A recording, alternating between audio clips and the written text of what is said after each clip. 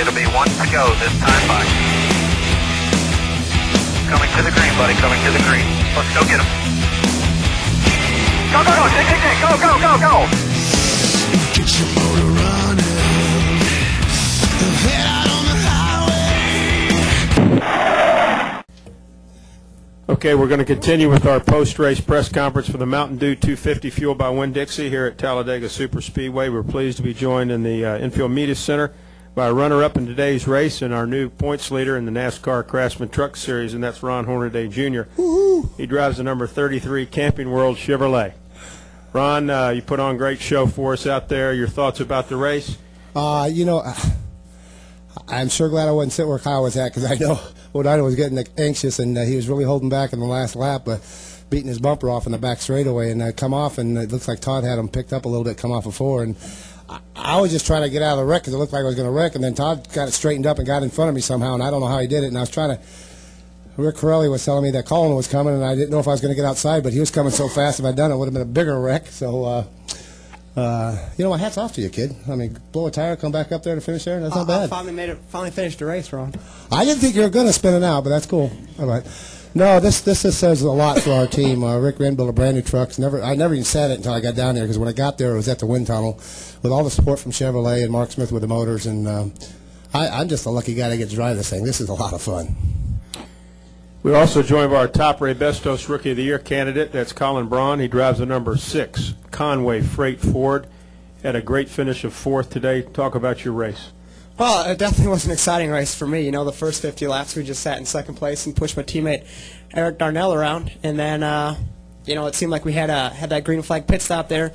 Had a little trouble on pit road, so we lost the draft and finally got a 4 or 5 truck pack back together, and ended up being fast enough to go push me into the lead there, and thought we were going to be all good, settled right in there, and unfortunately had a left rear tire blowout, and thankful enough not to have anybody run into us, and those guys did a good job avoiding it. But so back to the back again we went, and it was fun to drive back up to the front again. Thought we had a shot to win there, just I think lost the help on the last lap, unfortunately, but all my guys on that number 6 Conway Freight Ford F-150 truck did a great job. My crew chief Mike Beam has been working on this truck nonstop. I mean, they've been in the wind tunnel, you know, almost every night with it, and it shows. They did a really good job. Questions now for either Colin or Ron. We'll take one right over here. We'll start. Charlotte Observer. Ron, you had come back yourself from the back after a speeding penalty and was in good position points-wise with Johnny several cars back. What were you thinking at the end? Did you want to go with somebody to try to win? Were you just happy where you were and wanted everybody to stay away from you? Or well, first of all, I'm going to blame Kevin Harvick. He's changed my tachometer because he's got it in his cup car this way, and it's got a bunch of lights on it. And I guess I'm colorblind because it never got to red. It stayed green, so I guess we said it wrong because I left pit road and they said I was speeding, and I don't know how we can do that when we were, you know, 7th box in. So, yeah, we got to the back, and it's like, you know, Harvick got on the radio and told everybody to shut up and don't worry about that 23 truck, and let's just go out and race to win this thing. And once I got to the outside, Mike Wallace got up there and started bump drafting, and we start catching Todd, and Todd jumped in front of us, and it got to the front pretty quick, and I was pretty surprised and happy with that. But yeah, you don't know, and I'll tell you what, my hat's off to everybody in the NASCAR Craftsman Truck Series. You didn't see the big one. Everybody drove heads up. There's a couple of them that drove us down a little bit farther than we wanted to, but they hung on to it, and it was a good show.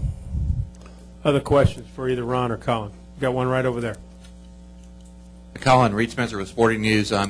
What was it like racing side by side with Kyle for the lead there toward the end? What did you learn today out there, and what might you do differently next time on that last lap?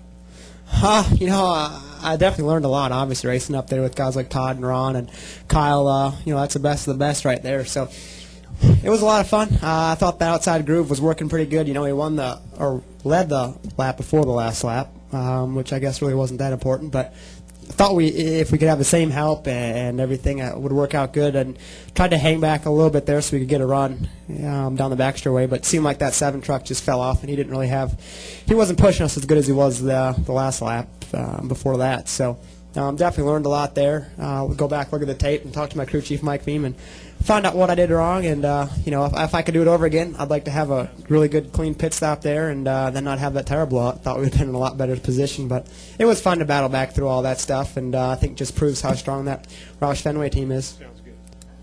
Got a question right here. Go ahead.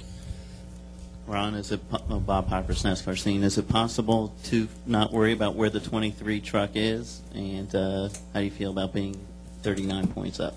I've never been a big points racer. Just as long as, I said it, probably the first time I've ever said is I just got to see where the 23 truck is and just, keep him in sight, and we'll worry about it at Homestead. But heck, now the way it is, maybe I can try to get a points lead and go down to Homestead and relax and have fun down there. But it always seems this truck series just seems to get closer and closer. And when I seen Johnny working the outside earlier in the race, it's like, wow, I didn't have an opportunity to get up there because I was always in good line of fourth, and then we had that speeding penalty. The inside line was going, and all of a sudden the outside line moved, and I look up there and nobody behind me. I was running dead last. So we had to make something work. When we made it 3 wide, that's when we figured it out. Got another question here from Bob. Yeah, for either of you, why did the outside line take so long to come in? We needed the right truck up front, and he had the right truck to follow. It just took a couple different trucks, and then once they figured out, at the beginning of the race, if you notice how far they were staying away from each other, and then towards the middle of the race, they started getting racer, and in the end, they were just rubbing and running each other. Just you got to get the side draft off them, and Colin seems like he can get a run halfway down the straightaway and get next to him, and then pull off a little bit, and his motor would pull him, and whoever's pushing him.